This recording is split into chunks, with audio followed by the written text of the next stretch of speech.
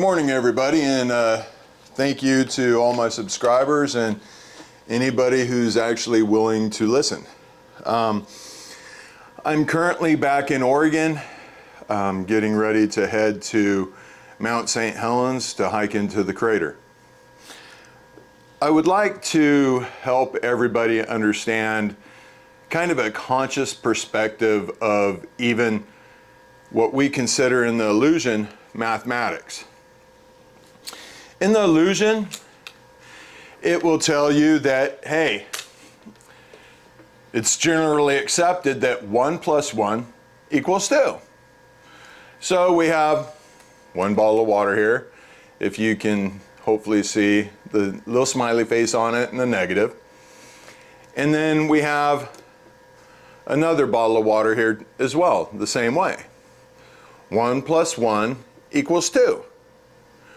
But now allow yourself to view the bottle instead of the water. The actual bottle is the illusion, looking from the negative first. What's keeping you away from all your truths, all your peace, all your happiness, from being able to become one with your God. So we have 1 and 1, just bouncing off each other. But if we allow ourselves to open our mind up and start purging the negative and only accept the positive, then the bottles end up going away.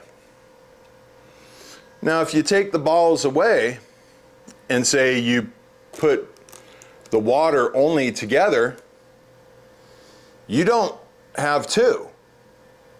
You have 1. So now, let's look here. With no bottle in between the two, picture this being twice the size. Sorry, I'm limited on my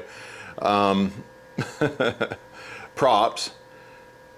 But now you notice that if we take the bottles away and blend the water together, we only have 1 still.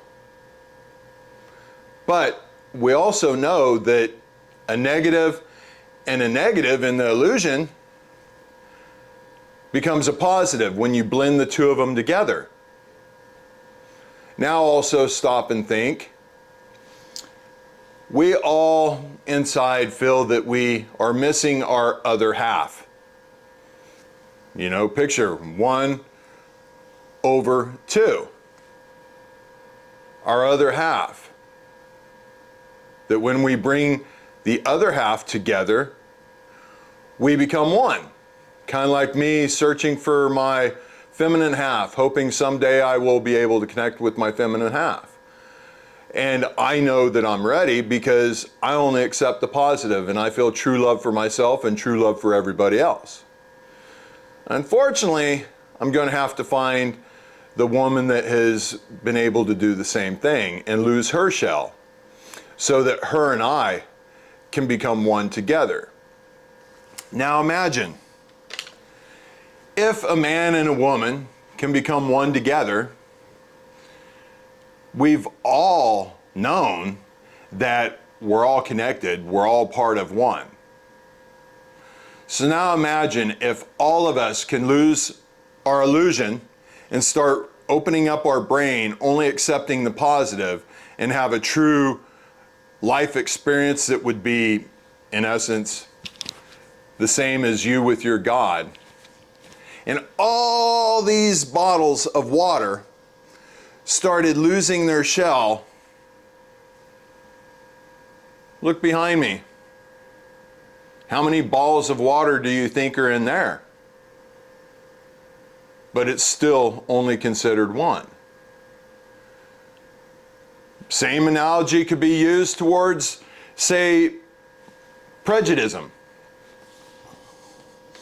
If we take a bottle of water and say we add what a prejudiced mind in the illusion would say, something like a drop of mud into this bottle of water, well, the illusion would say you now have a bottle of muddy water. But now, if you take that same drop of water or the same drop of mud, and you add it into Crater Lake, what do you have? But yet, majority of all of us in the world have a mixture of DNA from everyone else in the world. And in America, what seems to be, a big topic is judging prejudice against African Americans in the illusion.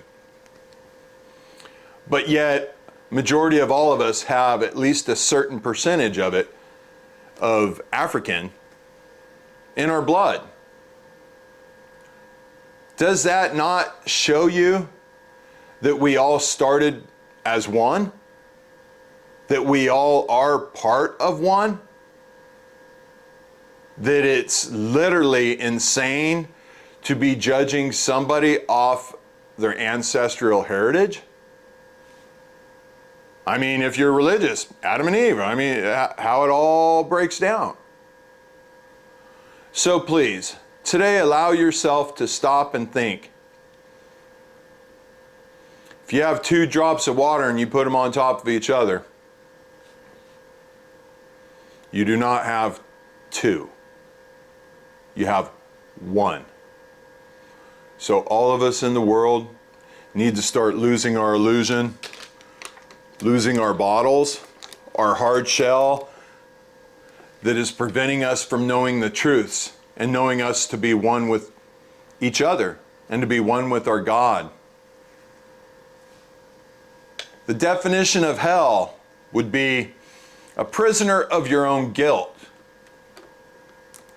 Now stop and think. The hard shell, your illusion, the 10% of the brain. Don't you think maybe the definition should be you're a prisoner of your own negative? And if you want to escape all the pain and suffering that we experience in life, you lose the hard shell, you lose the negative, and you start feeling love, and it all begins with loving yourself. Because when you love yourself unconditionally, that requires you to love everybody else unconditionally, undeservingly. Otherwise, you're feeling sorry for yourself.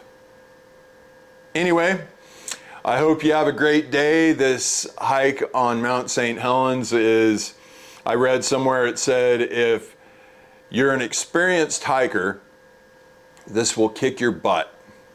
Well, I'm not an experienced hiker, but I have no concern. Because all I'm going to do is get centered, and I'm just going to keep pushing on. I love you guys. I hope that you guys are able to get centered and keep pushing on and break through the hard shell. Somebody this morning in the lobby at this motel said to me, "Yeah, but it's so hard." And I was like, that's a negative first. It's not hard. All you have to do is make a conscious decision to do it. And all through this documentary, I've said, force yourself to find the positive in every single negative for the next 2 to 3 days. And I promise you, your brain will start doing it automatically. Sure, you might think, oh, well, that's going to be a torturous 2 to 3 days. Well, that's negative thinking first. Because as soon as you find the positive in it, you're going to feel this warmth. You're going to feel this opening in your, I consider it in my soul. When I say love, I'm not talking about the love that you think. The love that you think within the illusion is a measurement of how much pleasure we give one another. The love I'm talking about is the love that comes from my soul. From being connected with my God, being one with my God. That love, it's endless. I mean, there is no judgment. But we've all heard that before.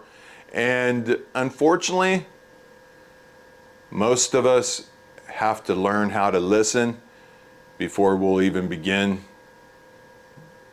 the new chapter of your existence. I love you, and have a great day.